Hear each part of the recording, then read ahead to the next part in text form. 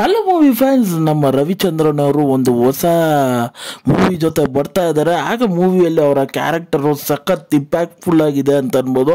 ಹಾಗೆ ಯಾವ ಮೂವಿ ಬಗ್ಗೆ ಮಾತಾಡ್ತಾ ಇದ್ದೀನಿ ಅಂದರೆ ಜಸ್ಟಿಸ್ ಅಂತ. ಹಾಗೆ ಆ ಮೂವಿ ಟೀಮ್ ಕಡೆಯಿಂದ ಟ್ರೈಲರ್ ಬಂದಿದೆ. ಟ್ರೈಲರ್ ನೋಡೋದಕ್ಕೆ ಸಿಕ್ಕಾಪಟ್ಟೆ ಇಂಪ್ರೆಸಿವ್ ಆಗಿದೆ ಅಂತ ಅನ್ಬೋದು. ಟ್ರೈಲರ್ನ ಸ್ಟೋರಿ ವಿಚಾರಕ್ಕೆ ಬಂದು ಈ ಮೂವಿಯಲ್ಲಿ ನಮ್ಮ ದಿಗಂತ್ ಅವರು ಇದ್ದಾರೆ. ಹಾಗೆ ದಿಗಂತ್ ಅವರಿಗೆ ಒಂದು ಹುಡುಗಿ ಮೇಲೆ ಲವ್ ಆಗಿರುತ್ತೆ. ಅವರಿಬ್ರು ಚೆನ್ನಾಗಿ ಲವ್ ಮಾಡ್ತಾ ಇರ್ತಾರೆ. ಹಾಗೆ ಆ ದಿಗಂತ್ ಲೈಫಲ್ಲಿ ಒಂದು ಅನ್ವಾಂಟೆಡ್ ವಿಚಾರದಲ್ಲಿ ಒಂದು ಕೇಸಲ್ಲಿ ಸಿಗಾಕೊಂತಾರೆ. ಆ ಕೇಸು ಏನು, ಹಾಗೆ ನಮ್ಮ ರವಿಚಂದ್ರನ್ ಅವರು ಈ ಕೇಸಿಗೆ ಹೇಗೆ ಎಂಟ್ರಿ ಆಗ್ತಾರೆ, ಅವರ ಕ್ಯಾರೆಕ್ಟರ್ ಏನು ಅನ್ನೋದನ್ನ ಬ್ಯೂಟಿಫುಲ್ ಆಗಿ ಟ್ರೈಲರಲ್ಲಿ ತೋರಿಸಿದ್ದಾರೆ. ಅದು ಖಂಡಿತ ನೀವು ಟ್ರೈಲರಲ್ಲಿ ಹೋಗಿ ನಿಮಗೂ ಇಷ್ಟ ಆಗುತ್ತೆ. ಅದು ನಮ್ಮ ದಿಗಂತ್ ಅವ್ರನ್ನ ಬಿಡಿಸ್ತಾರಾ ಇಲ್ವಾ ಅನ್ನೋದನ್ನ ನಾವು ಮೂವಿ ರಿಲೀಸ್ ಆದಮೇಲೆ ನೋಡಬೇಕು.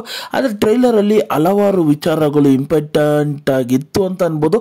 ಹಾಗೆ ಪ್ರತಿಯೊಂದು ಕ್ಯಾರೆಕ್ಟರ್ಸ್ಗಳು ಅವ್ರದ್ದೇ ಆದ ಇಂಪಾರ್ಟೆಂಟನ್ನು ಈ ಟ್ರೈಲರಲ್ಲಿ ನಮಗೆ ತೋರಿಸ್ಕೊಂಡು ಬರ್ತಾರೆ ಅಂತ ಅನ್ಬೋದು. ಹಾಗೆ ಆ ಪೊಲೀಸ್ ಇನ್ವೆಸ್ಟಿಗೇಷನ್ ವಿಚಾರಗಳಾಗಲಿ ಸಖತ್ ಇಂಟ್ರೆಸ್ಟಿಂಗ್ ಆಗಿತ್ತು ಅಂತ ಅನ್ಬೋದು.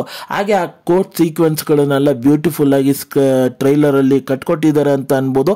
ಎಸ್ಪೆಷಲಿ ಆ ಡೈಲಾಗ್ಸ್ಗಳು ಸಿಕ್ಕಾಪಟ್ಟೆ ಚೆನ್ನಾಗಿ ಬರ್ಕೊಂಡಿದ್ದಾರೆ ಅಂತ ಅನ್ಬೋದು.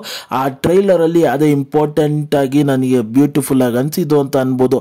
ಹಾಗೆ ಇದರಲ್ಲಿ ನನಗೆ ಇನ್ನೊಂದು ಮೇಜರ್ ವಿಚಾರ ಏನು ಇಷ್ಟ ಆಗಿದ್ದಂದರೆ ರವಿಚಂದ್ರನ್ ಸರ್ನ ತೋರಿಸಿರೋ ವಿಧಾನ, ಹಾಗೆ ಆ ಕ್ಯಾರೆಕ್ಟರ್ಗೆ ಒಂದು ಮೇಜರ್ ರೋಲ್ ಕೊಟ್ಟಿರೋ ವಿಧಾನ ಸಖತ್ ಇಂಪ್ರೆಸಿವ್ ಆಗಿತ್ತು ಅಂತ ಅನ್ಬೋದು.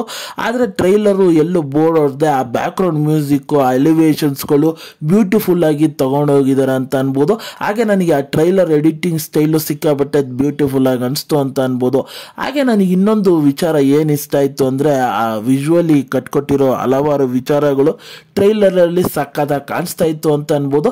ಹಾಗೆ ಪ್ರತಿಯೊಂದು ವಿಚಾರಗಳು ಮೂವಿ ನೋಡಲೇಬೇಕು ಅನ್ನೋದನ್ನ ಆ ಕ್ಯೂರಿಯಾಸಿಟಿ ಹುಟ್ಟಾಗ್ತಾ ಇತ್ತು ಅಂತ ಅನ್ಬೋದು. ಹಾಗೆ ಈ ಮೂವಿಯ ರಿಲೀಸಿಂಗ್ ಡೇಟು ಇದೇ 24ನೇ ಮೇಗೆ ರಿಲೀಸ್ ಮಾಡ್ತಾ ಇದ್ದಾರೆ. ನೀವಿನ್ನೂ ಈ ಟ್ರೈಲರ್ನ ಚೆಕ್ಔಟ್ ಮಾಡಿಲ್ಲ ಅಂದರೆ ಹೋಗಿ ಒಂದ್ಸತಿ ಚೆಕ್ಔಟ್ ಮಾಡಿ. ನನಗಂತೂ ಟ್ರೈಲರು ಸಿಕ್ಕಾಪಟ್ಟೆ ಇಂಪ್ರೆಸಿವ್ ಆಗಿತ್ತು ಅಂತ ಅನ್ಬೋದು. ಆದರೆ ಸ್ಟೋರಿಯಲ್ಲಿ ಹೊಸತನ ಇಲ್ಲ, ಅದೇ ರೆಗ್ಯುಲರ್ ಪ್ಯಾಟರ್ನ್ ಅನ್ಸ್ರು ಅದನ್ನ ಪ್ರೆಸೆಂಟೇಷನ್ ಮಾಡಿರೋದು ಬ್ಯೂಟಿಫುಲ್ ಆಗಿತ್ತು ಅಂತ ಅನ್ಬೋದು.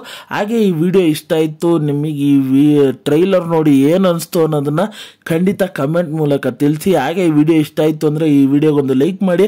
ಹಾಗೆ ನನ್ನ ಚಾನಲ್ನ ಸಬ್ಸ್ಕ್ರೈಬ್ ಮಾಡಿ ಮತ್ತು ಬೆಲ್ ನೋಟಿಫಿಕೇಶನ್ ಆನ್ ಮಾಡಿ. ನಿಮ್ಮ ಅನಿಸಿಕೆ ಅಭಿಪ್ರಾಯ ಏನೇ ಇದ್ರೂ ಕಮೆಂಟ್ ಮೂಲಕ ತಿಳಿಸ್ಬೋದು. ಮತ್ತೆ ಮುಂದಿನ ವಿಡಿಯೋದಲ್ಲಿ ಸಿಗ್ತೀನಿ.